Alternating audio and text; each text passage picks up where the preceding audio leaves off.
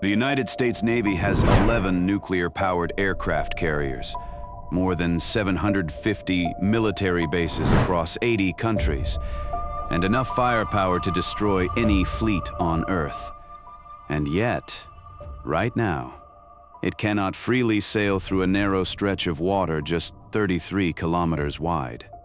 Iran, a nation with almost no conventional navy, has managed to expose the greatest vulnerability of the world's most powerful maritime force.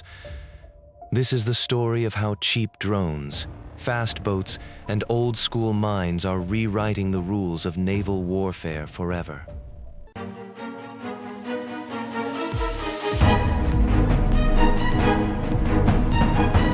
To understand what's happening, you have to grasp the sheer scale of American naval dominance. The U.S. Navy operates 11 nuclear-powered supercarriers.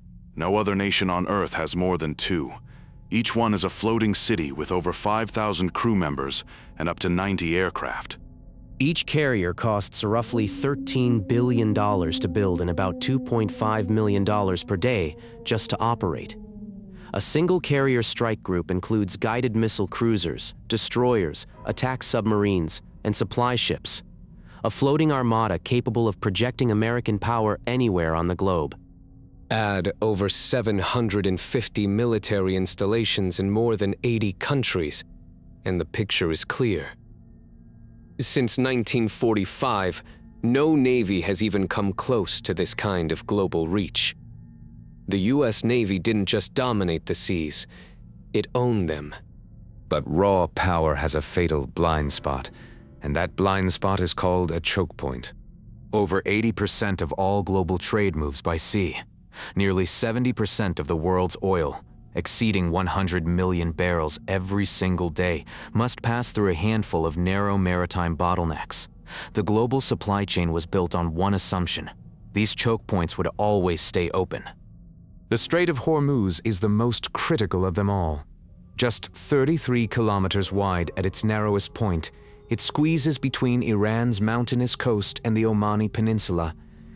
Every single day, roughly 20 million barrels of oil, about 1/5 of global daily consumption, flow through this narrow channel. That assumption, that Hormuz would always stay open, is exactly what Iran has weaponized. And they don't need a single aircraft carrier to do. Iran doesn't have a conventional navy that can challenge the U.S. fleet head-to-head. No aircraft carriers, no nuclear submarines, no destroyers worth mentioning. Their conventional fleet is aging and outgunned, and that is exactly the point. Because Iran didn't try to match American power. They went around it. Military strategists call it asymmetric warfare, using cheap, unconventional weapons to neutralize an overwhelmingly superior force. It's the martial arts of geopolitics, using your opponent's weight against them. Layer 1. Speedboats. Iran's Islamic Revolutionary Guard Corps operates hundreds of small, fast attack craft, speedboats armed with machine guns, rocket launchers, and even explosives for suicide missions. They swarm in packs, too many to track simultaneously, too fast to easily hit with weapons designed for large warships. In January 2016, these speedboats demonstrated exactly what they're capable of. 2 U.S. Navy riverine boats strayed into Iranian waters near Farsi Island in the Persian Gulf. Within minutes, Iranian craft surrounded them, trained weapons on the crews, and detained 10 American sailors at gunpoint. Images of American sailors kneeling with hands behind their heads were broadcast around the world. The most powerful navy on Earth, humiliated by speedboats. It was a masterclass in asymmetric leverage, and a preview of what was coming. Layer 2. Missiles. Iran has deployed land-based anti-ship ballistic missiles along its entire coastline overlooking the strait. These are not crude rockets. They are precision-guided weapons specifically designed to strike moving warships from over 300 kilometers away. For a carrier strike group operating in the confined waters of the strait, these missiles are a nightmare. There's no room to maneuver, no horizon to hide behind. The carrier's greatest advantage, its range, is neutralized by the geography itself. Layer 3. Drones. Iran has developed an entire fleet of unmanned weapons. Aerial drones that can swarm a warship from above, surface drones that race across the water, and underwater drones that approach silently beneath the surface. All cheap, all expendable, all capable of striking without putting a single Iranian sailor at risk. The drone threat is particularly terrifying because of scale. Iran can launch dozens of drones simultaneously, a swarm that overwhelms any ship's defensive systems. You can shoot down 10, 20, 30. But if the 31st gets through, it can cripple a billion-dollar warship. And Layer 4, the oldest weapon in naval warfare, sea mines. Iran is believed to have stockpiled thousands of them. A single mine floating in the Strait of Hormuz could sink an oil tanker. And here's the devilish part. You don't even need to deploy mines for them to work. The mere rumor that mines are in the water is enough to shut down shipping entirely. This is the genius of asymmetric warfare. You don't need to destroy the US Navy.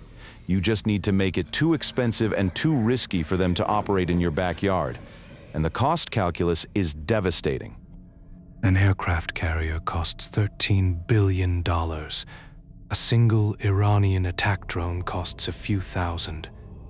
Think about that ratio. The US Navy fires a standard missile costing $2 million to shoot down a drone that costs $20,000. The Navy can carry a finite number of missiles. Iran can build an infinite number of drones. Brian Clark, a senior fellow at the Hudson Institute and former Navy officer, explains it plainly. The Strait of Hormuz is simply too narrow and too close to Iran's shores for a carrier strike group to operate safely. The US Navy was built for blue water warfare, fighting other fleets on the open ocean, not for close quarters combat in confined waters against enemies that don't follow the rules. The result is that US carriers must stay hundreds of kilometers from the Iranian coast.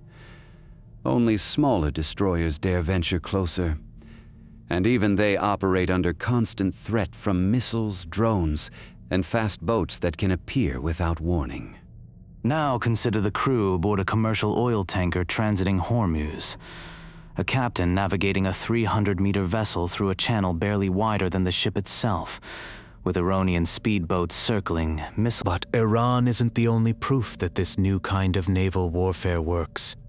Far to the southwest, another group, with far fewer resources and no navy at all, proved the same point with devastating clarity.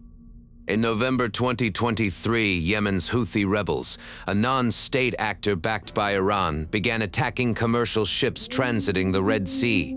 Using cheap drones and anti-ship ballistic missiles fired from the Yemeni coast, they did what many thought impossible.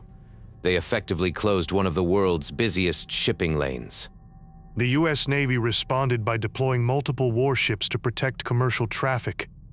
Since the campaign began, American forces have fired more than 200 interceptor missiles to defend against Houthi attacks, many costing over $1 million each, aimed at drones that cost as little as a used car.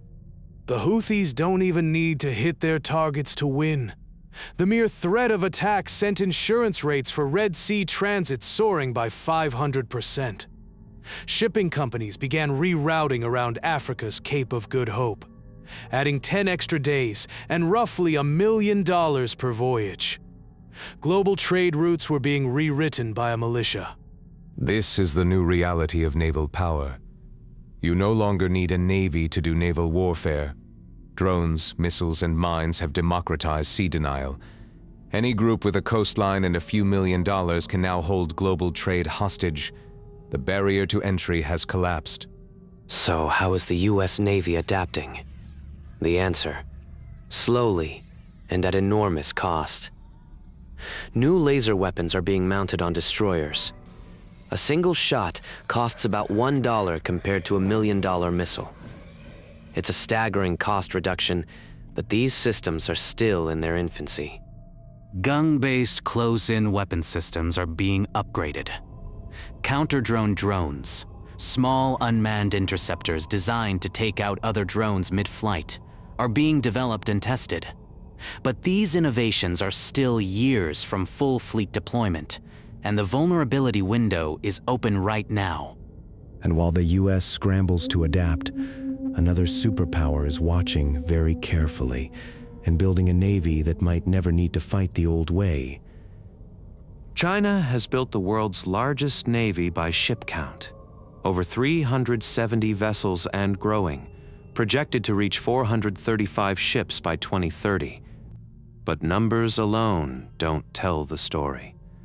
China's shipbuilding capacity is estimated to be 200 times greater than the United States.